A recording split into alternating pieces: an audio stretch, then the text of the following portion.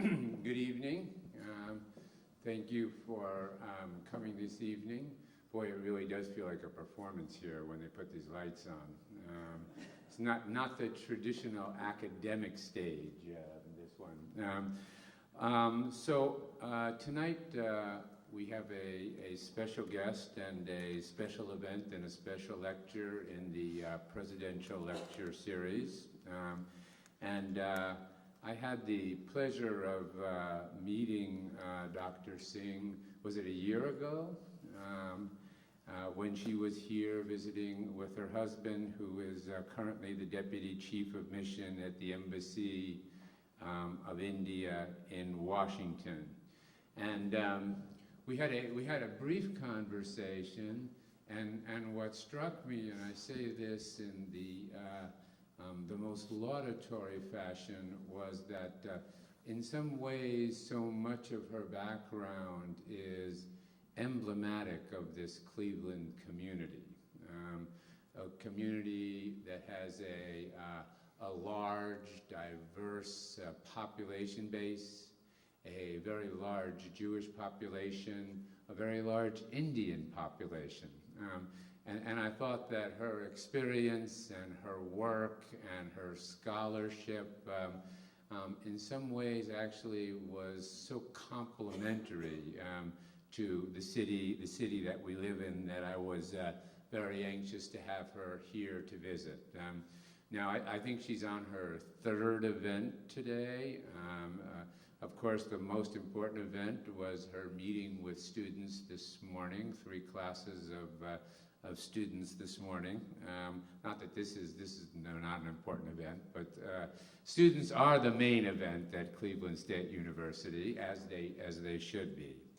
So Dr. Singh has her Ph.D. in history and has been a visiting faculty member and scholar at Georgetown, at Brandeis University.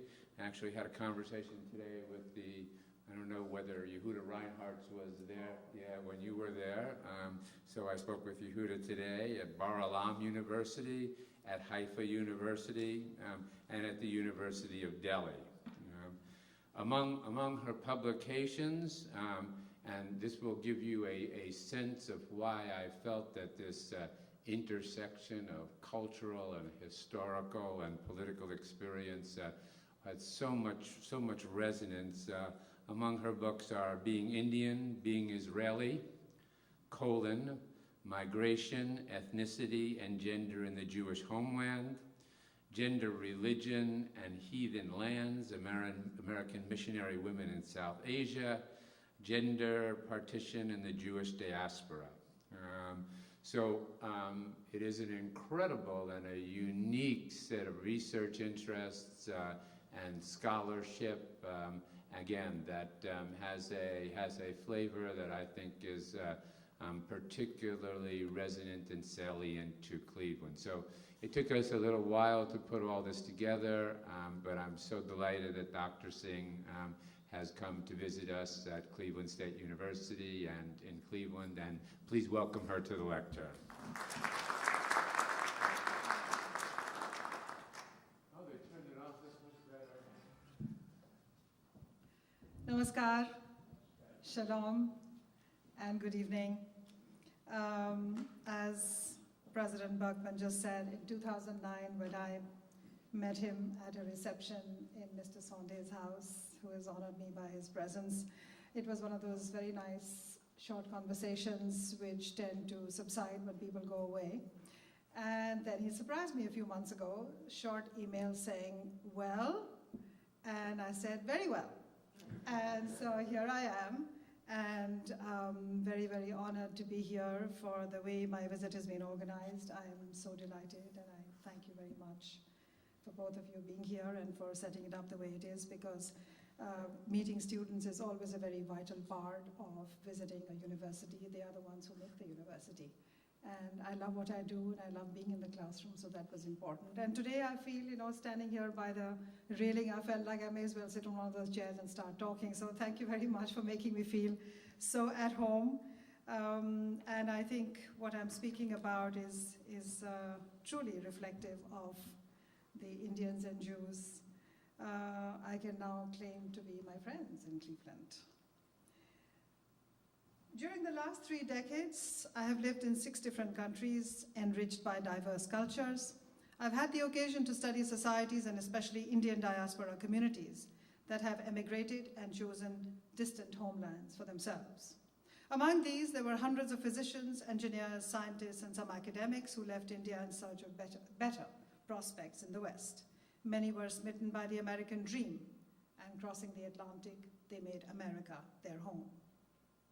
These first-generation professionals came with, they say, little more than their dreams, but they came with precious human capital, degrees in sciences and engineering from premier Indian professional schools, on which their later success was anchored. Some Indian communities huddled together in Chicago, in New York, in California, and New Jersey. Others scattered around Minnesota, Florida, Boston, Ohio, Michigan, Cleveland, or whatever. Working hard, raising stable families, and investing heavily in their children's education. Today, the Indian diaspora in this country is almost 3 million. Their children have gone beyond the medicine engineering model to embrace finance, law, policy, and politics. From the image of Appu in The Simpsons to Republican governors Bobby Jindal and Nikki Haley, Indian Americans are now prominent in mainstream US politics. In the 2010 elections, midterm elections, 5 Indian Americans ran for Congress. The Obama administration brought in an unprecedented number of Indian Americans, many in key posts. I'm trying to get to the technology for my next slide, and it's eluding me, so I'll give it one more shot. Okay, so this is Nikki Haley, and there's Bobby Jindal, the 2 governors. Some examples of other key posts: Farah Pandit, Special Representative to Muslim Communities; Sonal Shah, for whom the post was created in President Obama's administration. Oops. Oh, what is showing me is different from, oh dear. Do we have the technology person here?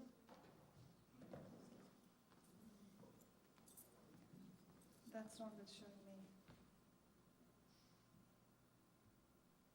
I'm sorry, I just did that in my earlier talk and we managed, and now I'm getting amnesia, so. Okay, I'll continue to speak. These high achievers have earned for the Indian American diaspora the flattering stereotype of the model minority. And this story has strong resonances with another community, the story of the Jewish diaspora. Many would argue that Indian and Jewish communities share interesting commonalities: stress on family, avid about education, and setting near impossible goals for their children. Many Indians see the Jewish model of community mobilization.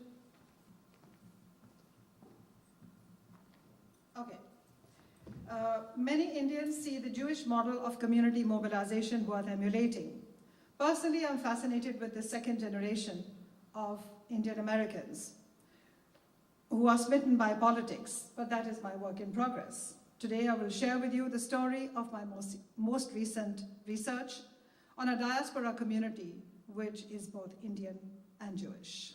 They are Jewish by faith, Indian by heritage. They experienced no anti-Semitism in the 2,000-odd years that they have lived in India. Today, they are Israeli by citizenship, and culturally, they're all of the above. Today, the Indian Jews in Israel number about 70,000, which in a population of 7 million is not invisible, should not be. And yet, when I went to Israel, and I stayed there between 2005 and 2008, I found that they were invisible among the elite circles. I didn't see them in the elite military circles, the civil circles. There were none of them in senior positions in business. And when I looked for them in the professions where Indians have done very well, academics, medicine, I hardly saw any.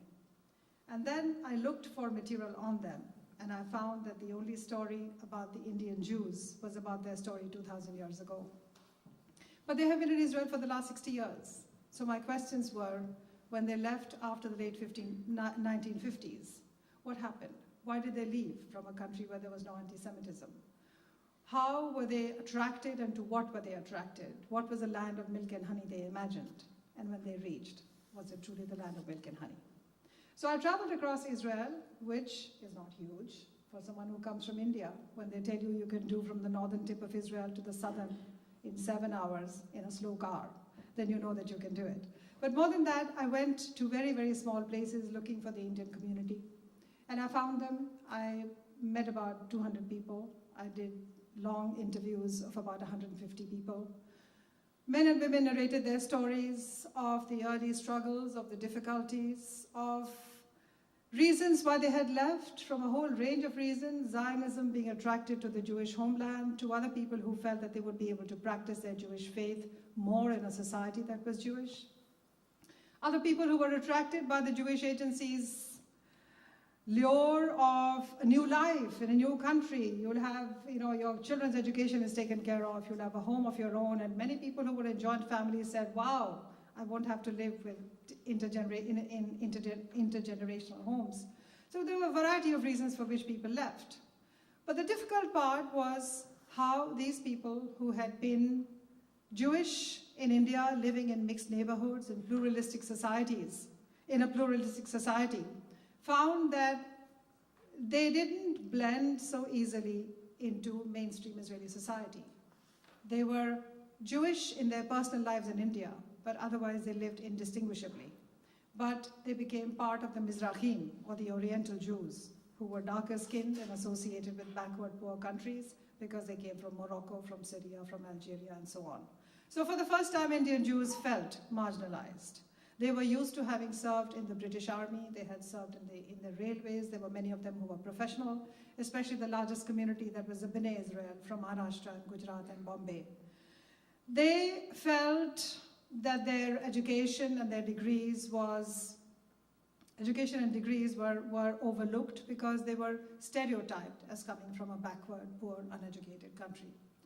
So I began with all these questions about migration, about acculturation, about how did gender relations change? What was it like to be an Israeli mother, somebody living in Bombay, Gujarat, who had never heard of a war because they were not living in Punjab or in the border areas of India, so they had never seen a war. For them to come into a society and raise children, each one of whom were going to be soldiers serving in the IDF. So my interviews were collecting those stories, and it is from those stories that I began to construct the book. The most striking thing for me as an Indian was that in spite of all these years of being now